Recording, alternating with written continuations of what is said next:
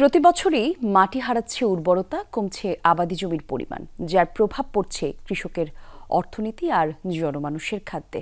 এছাড়া দিন দিন মাটিতে প্লাস্টিকের পরিমাণও বৃদ্ধি পাচ্ছে। বিশ্লেষকদের মতে এমনিতেই জলবায়ু প্রভাবের কারণে বেশ কিছু প্রাকৃতিক চ্যালেঞ্জের মধ্য দিয়ে যাচ্ছে বাংলাদেশ। তার উপর মাটির এমন অনুর্বরতা আরও সংকট তৈরি করতে পারে, আর তাই এখনই দরকার সমন্বিত পদক্ষেপ আর সচেতনতা। বিশ্ব পরিবেশ দিবসে আহমেদ রেজা জানাচ্ছেন বিস্তারিত। স্টে সেফের ডাবল লেয়ার প্রোটেকশনই পিরিয়ডের হেভি ফ্লোর দিনগুলোতে আমাকে রাখে নিরাপদে। Stay safe. মাটি মানুষের জীবনের অন্যতম ভিত্তি, কিন্তু সেই মাটি আজ হুমকির মুখে। জলবায়ু পরিবর্তনে খরা আর মরুকরণের আঘাত যেমন রয়েছে, তেমনি নীরবে ছড়িয়ে পড়া প্লাস্টিক দূষণও এর অন্যতম কারণ।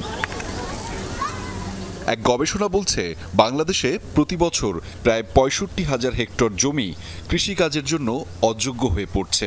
খরা, অনিয়ন্ত্রিত কীটনাশক আর মাইক্রোপ্লাস্টিকের অনুপ্রবেশ এর জন্য দায়ী।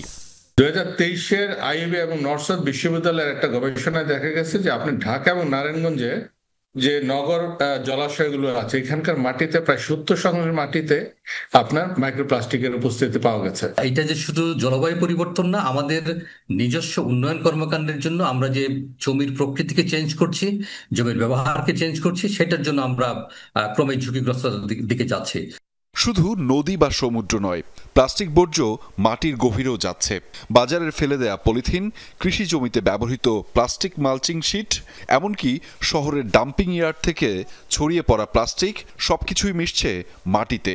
গবেষণা বলছে প্রতি কেজি কৃষি জমির মাটিতে ১০০ থেকে ৫০০টি পর্যন্ত মাইক্রোপ্লাস্টিক কণা পাওয়া যাচ্ছে।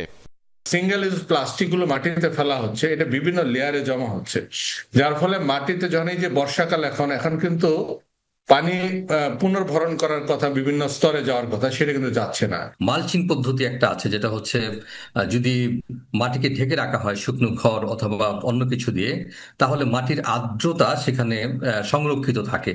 মাটির দূষণ শুধু ফসলেরই ক্ষতি করছে না, মাইক্রোপ্লাস্টিক কণা শাকসবজি ও খাদ্যের মাধ্যমে মানবদেহে ঢুকছে। গবেষকরা বলছেন গর্ভবতী মায়ের রক্ত, এমনকি নবজাতকের শরীরেও পাওয়া গেছে মাইক্রোপ্লাস্টিক কণা। আমাদের মাটির সাথে কিন্তু দূষণের সাথে কিন্তু কৃষক এবং আমাদের সার্বিকভাবে জনস্বাস্থ্য ব্যাপকভাবে এবং প্রকৃতির যেটা আমরা ভারসাম্য, এটা কিন্তু জড়িত। একটা আন্তঃমন্ত্রণালয় বা আন্তঃঅধিদপ্তর একটা কমিটি হওয়া উচিত, যেটা আমরা এখন দেখতে পাচ্ছি না। আমাদের ডিসেন্ট্রালাইজড অ্যাডমিনিস্ট্রেশন, ডিসেন্ট্রালাইজড সার্ভিস এবং ডিসেন্ট্রালাইজড পলিসিতে যাওয়া উচিত। বিশ্লেষকরা বলছেন বিশ্ব পরিবেশ দিবসে চিন্তা, চাষাবাদ ও জীবনযাত্রায় ফিরিয়ে আনতে হবে পরিবেশ বান্ধবতা। আহমেদ রেজা, যমুনা নিউজ, ঢাকা।